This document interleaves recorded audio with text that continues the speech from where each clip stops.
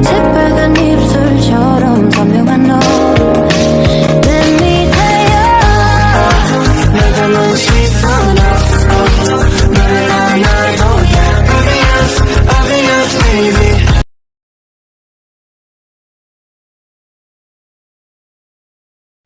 Baiklah, sekarang kita akan membahas tentang taksonomi pendidikan.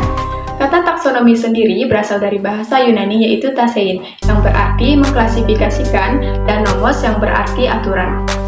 Taksonomi diartikan sebagai klasifikasi, itu berarti taksonomi adalah pengelompokan semua hal yang bergerak, benda diam, tempat dan kejadian, sampai kemampuan berpikir yang dapat diklasifikasikan. Konsep taksonomi awalnya dikembangkan oleh Benjamin S. Bloom pada tahun 1956. Taksonomi ini mengklasifikasikan tujuan pendidikan menjadi 3 domain, yaitu kognitif, afektif, dan psikomotor. Pada materi selanjutnya, kita akan membahas taksonomi Bloom. Taksonomi atau klasifikasi adalah 1. Kognitif domain. Ranah kognitif adalah kemampuan yang berkaitan dengan aspek pengetahuan, penalaran, atau pikiran menurut Bloom. Ranah kognitif dari beberapa kategori, yaitu A. Pengetahuan mencakup ingatan akan apa saja yang dipelajari dan disimpan dalam ingatan. Pengetahuan yang telah disimpan dalam ingatan digali lagi pada saat dibutuhkan dalam mengingat atau mengenal kembali. B. Pemahaman adalah kemampuan untuk menangkap makna dan arti tentang hal yang dipelajari. C. Penerapan kemampuan untuk menerapkan suatu kaidah atau metode dalam menghadapi suatu kasus atau problem yang nyata dan baru. D. Analisis. Kemampuan untuk memecahkan suatu yang kompleks menjadi bagian-bagian yang kecil. E. Sintesis merupakan kemampuan untuk membentuk satu kesatuan. F. Evaluasi. Kemampuan ini dinyatakan dalam menentukan penilaian terhadap sesuatu. 2. Afektif domain. Ranah afektif merupakan kemampuan yang mengutamakan perasaan, emosi, dan reaksi-reaksi yang berbeda dengan penalaran. Ranah afektif menurut Bloom dan David Kilworth antara lain A. Penerimaan adalah kepekaan akan adanya suatu rangsangan dan kesediaan untuk memperhatikan rangsangan itu. B.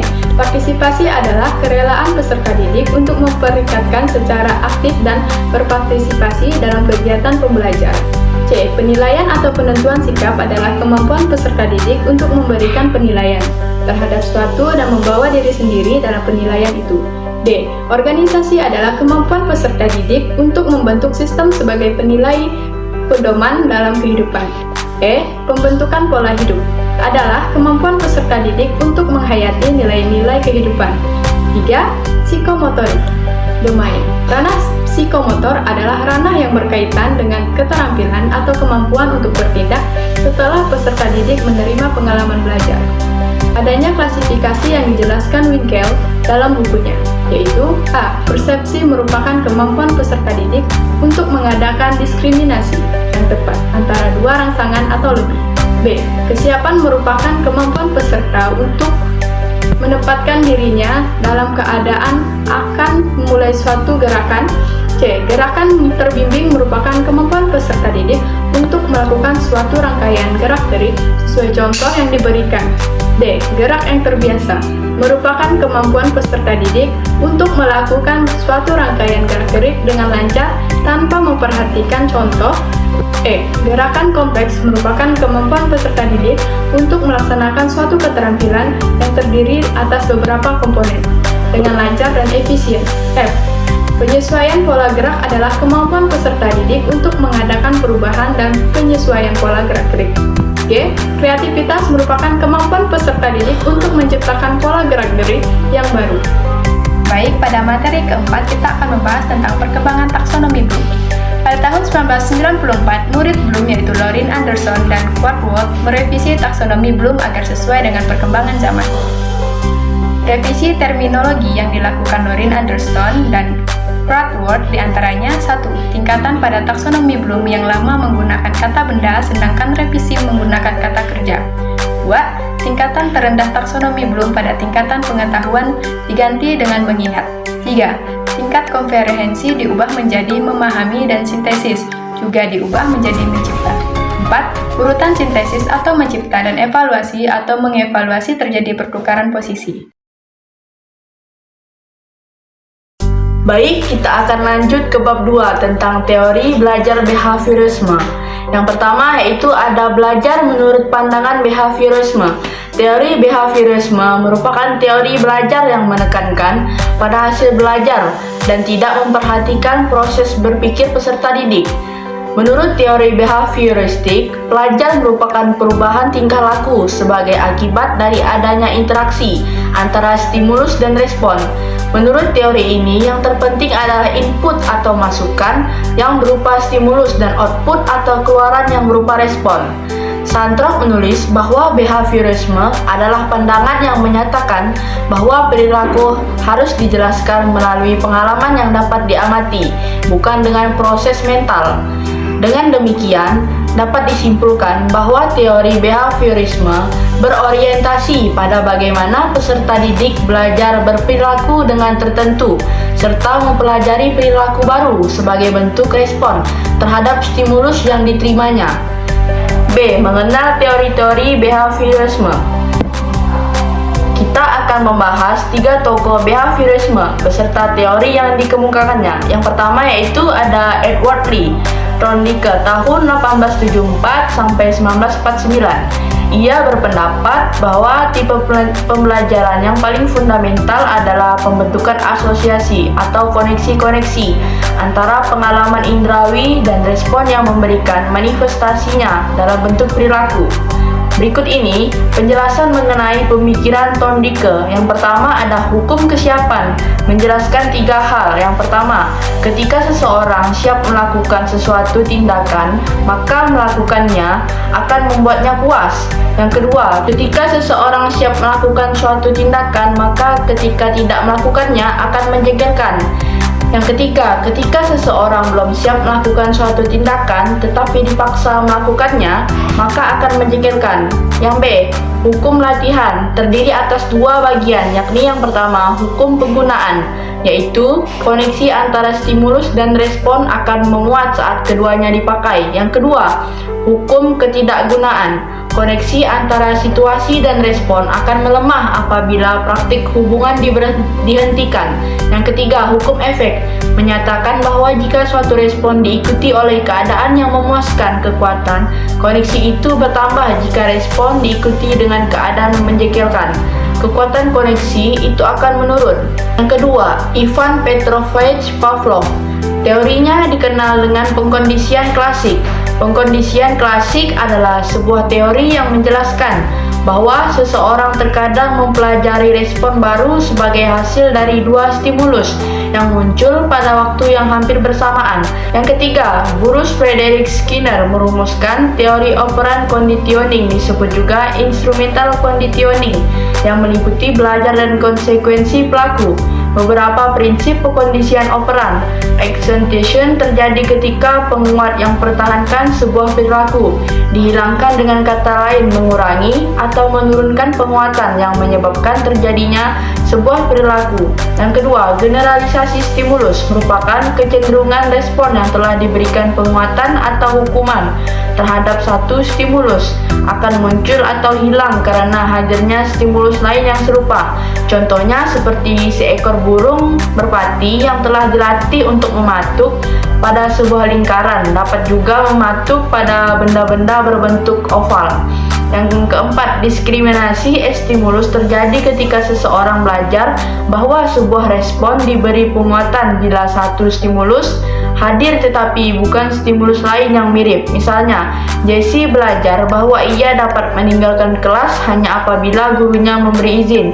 Yang kelima, cueing isyarat merupakan tindakan memberikan isyarat untuk mengingatkan tentang apa yang harus dan tidak harus dilakukan. Misalnya, guru dapat memberikan isyarat berupa bahasa tubuh, kontak mata, atau mengerutkan dahi sebagai tanda bahwa guru tidak setuju dengan perilaku yang dilakukan siswa. Selanjutnya, prompt atau dorongan merupakan stimulus tambahan atau isyarat tambahan yang diberikan sebelum respon dan meningkatkan kemungkinan respon. itu akan terjadi. Misalnya, saat pelajaran matematika akan selesai, guru dapat berkata, "Mari bersiap untuk pelajaran sejarah." Jika murid masih saja mengerjakan soal matematika, guru dapat menambahkan, "Baiklah, masukkan buku pelajaran matematika ke dalam tas dan kita akan mulai pelajaran sejarah."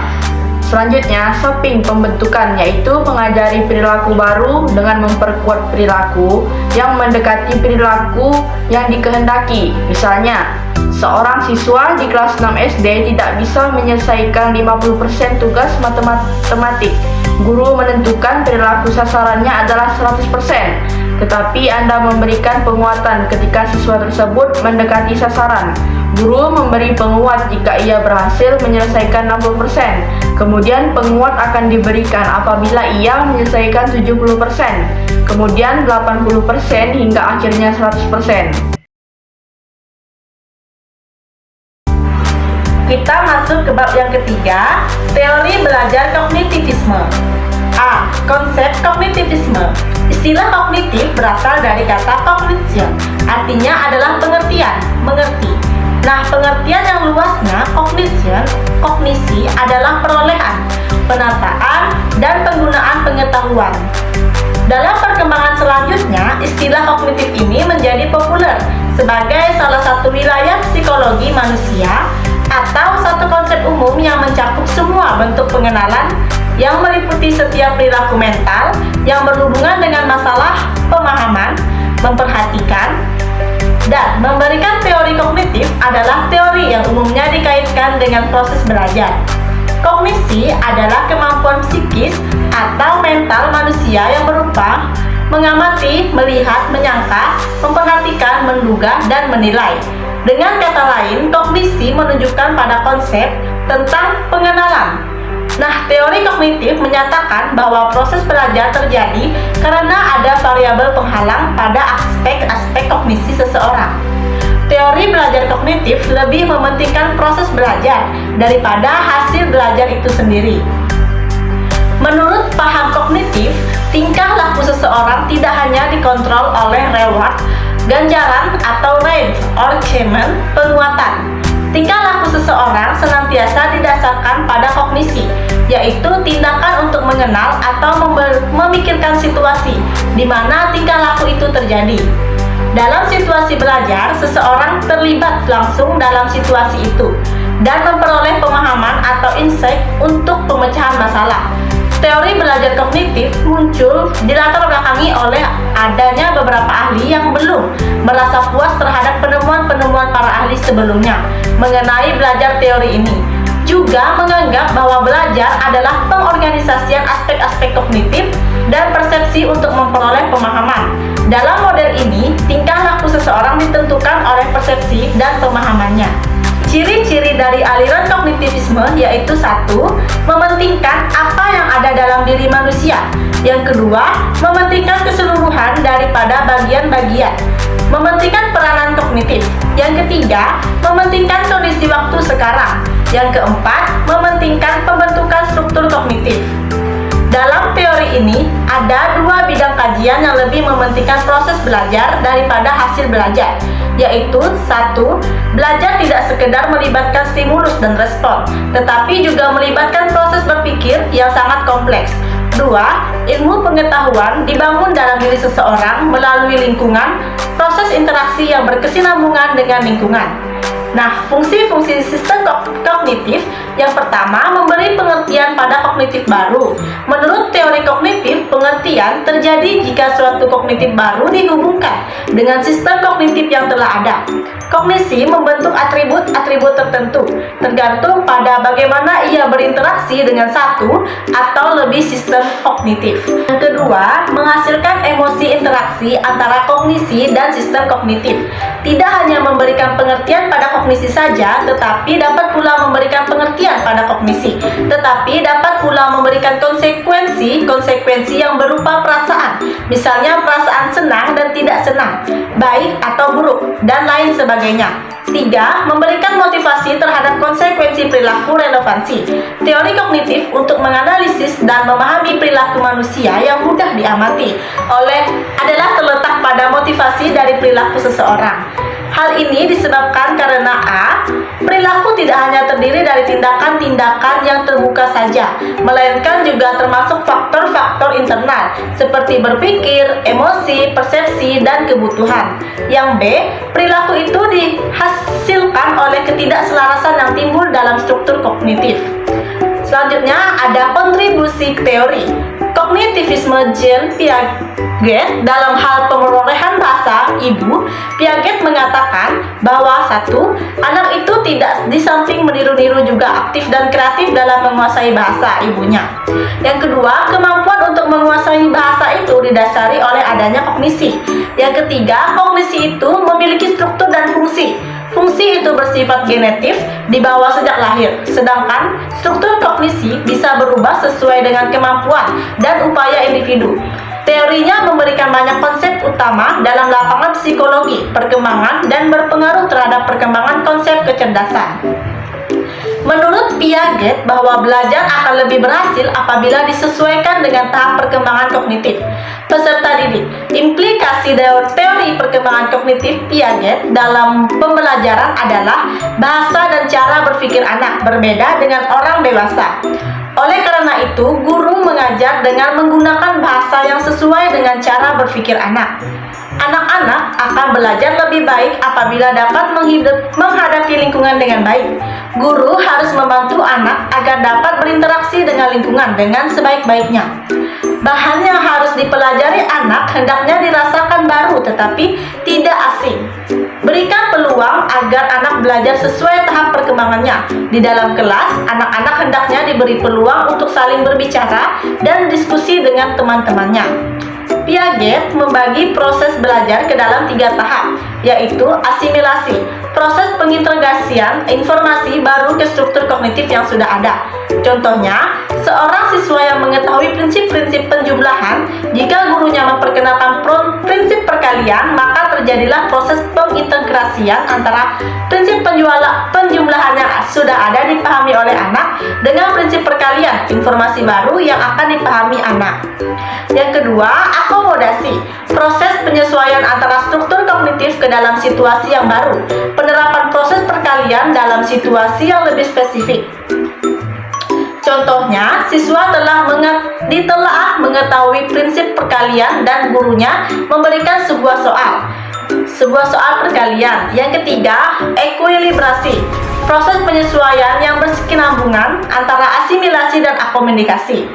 Hal ini sebagai penyeimbang agar siswa dapat terus berkembang dan menambah ilmunya, tetapi sekaligus menjaga stabilitas mental dalam dirinya. Selanjutnya, proses belajar harus disesuaikan dengan tahap perkembangan kognitif yang dilalui oleh siswa, yang terbagi ke dalam 4 tahap, yaitu 1. Tahap sensor motorik, anak usia lahir 2 tahun. 2. Tahap pre-operasional, anak usia 2-8 tahun. 3. Operasional konkret, anak usia 7-8-12 tahun hingga 14 tahun. 4. Operasional formal, anak usia 14 tahun lebih.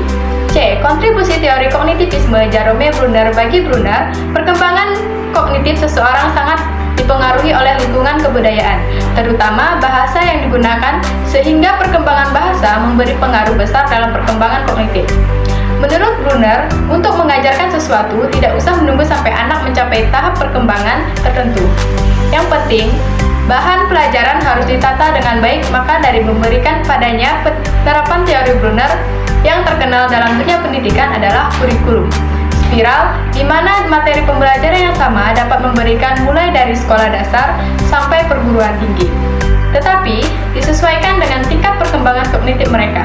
Artinya, menuntut adanya pengulangan cara belajar yang terbaik menurut Bruner ini adalah dengan memahami konsep. D. Kontribusi teori kognitivisme David B. Ausubel. Faktor-faktor utama yang mempengaruhi belajar bermakna menurut Ausubel adalah struktur kognitif yang ada, stabilitas dan kejelasan pengetahuan dalam suatu bidang studi tertentu dan pada waktu tertentu. Pembelajaran bermakna terjadi apabila seseorang belajar dengan mengasosiasikan fenomena baru ke dalam struktur pengetahuan mereka. Inti dari teori Ausubel tentang belajar adalah belajar bermakna. Belajar bermakna sendiri merupakan suatu proses terkaitnya informasi baru kepada konsep-konsep relevan yang terdapat dalam struktur kognitif seseorang. Kontribusi teori kognitivisme Robert M. Gagne. Belajar adalah perubahan yang terjadi dalam kemampuan manusia setelah belajar secara terus-menerus, bukan hanya disebabkan oleh proses pertumbuhan saja. Gagne berkeyakinan bahwa belajar dipengaruhi oleh faktor dari luar diri dan faktor dalam diri, dan keduanya saling berinteraksi. Positif dan negatif teori kognitivisme dalam pembelajaran. Yang pertama positifnya, yaitu A. Menjadikan siswa lebih kreatif dan mandiri, membantu siswa memahami bahan belajar secara lebih mudah. Yang B. Sebagian besar dalam kurikulum pendidikan negara Indonesia lebih menekankan pada teori kognitif yang mengutamakan pada pengembangan pengetahuan yang dimiliki pada setiap individu. C. Pada metode pembelajaran kognitif, pendidik hanya perlu memberikan dasar-dasar dari materi yang diajarkan. Untuk pengembangan dan kelanjutannya diserahkan pada peserta didik, dan pendidik hanya perlu memantau dan menjelaskan dari alur pengembangan materi yang telah diberikan. D. Dalam menerapkan teori kognitif ini, makna pendidik dapat memaksimalkan ingatan yang dimiliki oleh peserta didik untuk mengingat semua materi-materi yang diberikan kepada pembelajaran kognitif. Salah satunya menekankan pada daya ingat peserta didik untuk selalu mengingatkan materi-materi yang telah diberikan. Yang E, menurut para ahli, kognitif itu sama artinya dengan kreasi atau pembuatan suatu hal baru atau membuat sesuatu yang baru dari hal yang sudah ada. Maka dari itu, dalam metode belajar kognitif, peserta didik harus lebih bisa mengkreasikan hal-hal baru yang belum ada atau menginovasi hal yang sudah ada menjadi lebih baik lagi. Lalu, yang kedua negatifnya, yaitu A. Teori tidak menyeluruh untuk semua tingkat pendidikan. Sulit dipraktikkan, khususnya di tingkat lanjut. Beberapa prinsip seperti inteligensi sulit dipahami, dan pemahamannya masih belum tuntas. Yang B. Pada dasarnya, teori kognitif ini lebih menekankan pada kemampuan ingatan peserta didik dan kemampuan ingatan masing-masing peserta didik, sehingga kelemahan yang terjadi di sini adalah selalu menganggap semua peserta didik itu mempunyai kemampuan daya ingat yang sama dan tidak dibeda-bedakan. Yang C, ada kalanya juga dalam metode ini tidak memperhatikan cara peserta didik dalam mengeksplorasi atau mengembangkan pengetahuan dan cara-cara peserta didiknya dalam mencarinya. Karena pada dasarnya masing-masing peserta didik memiliki cara yang berbeda-beda. D. Apabila dalam pengajaran hanya menggunakan metode kognitif, maka dipastikan peserta didik tidak akan mengerti sepenuhnya materi yang diberikan. Jika dalam sekolah kejuruan hanya menggunakan metode kognitif tanpa adanya metode pembelajaran lain, maka peserta didik akan kesulitan dalam praktek kegiatan atau materi. Yang F, dalam menerapkan metode pembelajaran kognitif perlu diperhatikan kemampuan peserta didik untuk mengembangkan suatu materi yang telah diterimanya. Implementasi teori belajar psikologi kognitif dalam pembelajaran proses belajar terjadi melalui tahap-tahap berikut ini. Yang pertama, asimilasi, yang penyesuaian atau peleburan sifat asli yang dimiliki dengan sifat lingkungan sekitar. Yang kedua, akomodasi, penyesuaian mata untuk menerima bayangan yang jelas dari objek yang berbeda. Yang ketiga, ekuilibrasi, proses belajar lebih ditentukan oleh karena cara kita mengatur materi pelajaran, bukan ditentukan oleh umur siswa. Proses belajar terjadi melalui tahap-tahap enaktif, aktivitas ekonik, visual, verbal, dan simbolik. Dari ketiga macam teori di atas, jelas masing-masing mempunyai implikasi yang berbeda. Namun secara umum, teori kognitivisme lebih mengarah pada bagaimana memahami struktur kognitif siswa. Dan ini tidaklah mudah dengan memahami struktur kognitif siswa. Maka dengan tepat, pelajaran bahasa disesuaikan sejauh mana kemampuan siswanya.